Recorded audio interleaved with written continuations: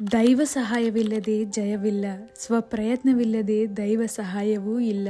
ಈ ಥಾಟ್ ಕೀರ್ತನ ಅವ್ರದ್ದು. Very good morning. ಇದು ಟ್ಯೂಸ್ಡೇ ಮಾರ್ನಿಂಗ್. ನಾನು ನಿಮ್ಮ ಪ್ರೀತಿಯ ಮೈಸೂರಿನ ಹುಡುಗಿ. ಬೆಳಗ್ಗೆ ಎದ್ದ ತಕ್ಷಣ ಫಸ್ಟ್ ಲ್ಯಾಪ್ಟಾಪ್ ಮುಂದೆ ಕೂತೆ, ಬಿಕಾಸ್ ಅಮೆಝಾನ್ ಇಂದ ಏನಾದ್ರು ಆಫರ್ ಬಿಟ್ಟಿದಾರ ಅಂತ ಚೆಕ್ ಮಾಡೋದಿಕ್ಕೆ. ಆಮೇಲೆ ಫ್ರೆಶ್ ಅಪ್ ಆಗಿ ಬಂದೆ. ಹಾಗೆ ನೆನ್ನೆ ತಂದಿದ್ ಒಂದ್ ಎಳ್ನೀರ್ ಎಕ್ಸ್ಟ್ರಾ ಇತ್ತು, ಅದನ್ನ ಕುಡಿದ್ವಿ. ಒಬ್ರಲ್ಲ ಅಂತ ಇಬ್ರು. ಆಮೇಲೆ ತಿಂಡಿಗೆ ಪಾಲಕ್ ರೈಸ್, ಬಿಕಾಸ್ ಪಾಲಕ್ ಜಾಸ್ತಿ ತಂದಿದ್ರು ಅಂತ. ತಿಂಡಿ ಮಾಡೋಷ್ರೊಳಗೆ ನಮ್ಮ ಮಕ್ಕಳು ಎಂಟ್ರಿ.